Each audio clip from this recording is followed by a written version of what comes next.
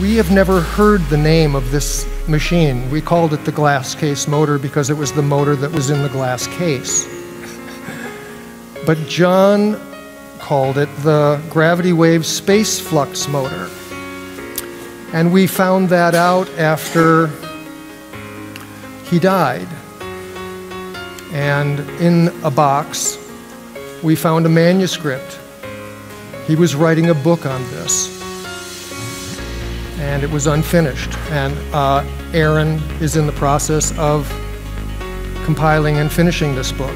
And that book is going to become available. And so our project to replicate and learn everything we could about this is all part of this project. So this is step one of an ongoing disclosure about what this technology is, where it come from, and where it can take us.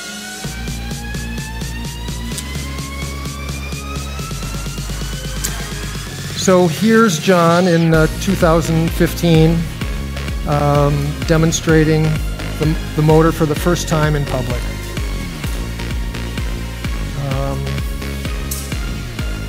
It was quite a day. I remember we had brown paper over this thing. We just was brought in. It looked like a little brown box, and he ripped the paper off. And please click on the link below the video to watch the full content, if you are interested. And he talked about it for a while and ran it for people. I had seen this motor running in his office, in his lab. Upstairs, usually above the lab floor, in many of the buildings where he had a lab at the time in Coeur d'Alene.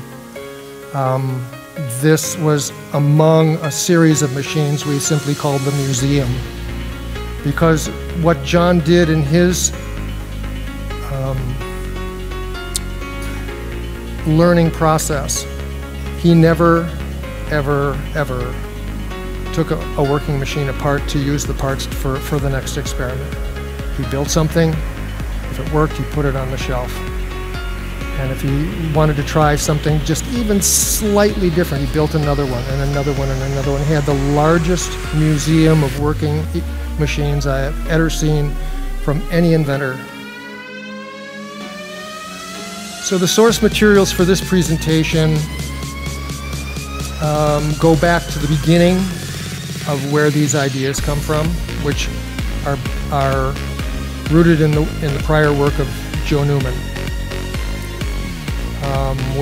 I also lean pretty heavily into John's unfinished book manuscript, which I have had access to, and measurements taken from the original machine, which Aaron said we went and saw in Tacoma, Washington in early March, just before the lockdown. This is the cover of the 8th edition of The Energy Machine of Joe Newman. This is the book that he compiled. This was the last edition before he died. And I draw upon this. The reason I'm presenting this material first is that you will see in Joe Newman's work the beginnings of almost everything that is here. John studied Joe Newman's work. He could never say he was a student of Joe Newman, because if you said that and you hadn't actually visited him, he would tear your head off. In the early days, in the 60s, Joe Newman was, to be polite, a bully. A little machine like this is perturbing the Earth's magnetic field. And there are effects from this. And so everything that is operating within a magnetic field is embedded in the next larger magnetic field, is embedded in the next larger magnetic field, and everything that operates on magnetism is an open system to the greater environment. Here he shows other drawings about how the Earth's magnetic field is interfacing with the sun and so on. And even all the other planets. How the magnetic lines of force from the sun are cutting through at these odd angles. This was Joe's,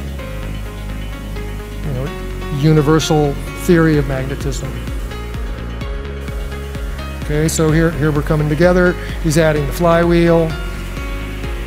He's showing, the relationship of the coils, the motor coil and the generator coil frame.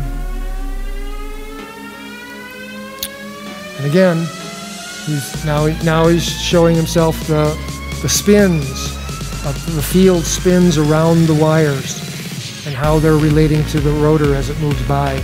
Same thing here, the spins around the wires, spins around the wires, spins around the wires. Yeah, and what's happening as we have gotten deeper into the batteries, when we started, you could see basically just just what seemed like a random fluctuation of the numbers on the digital screen, like you were just running into a standard digital sampling, rate of fluctuation against when the thing was firing. So that would look random.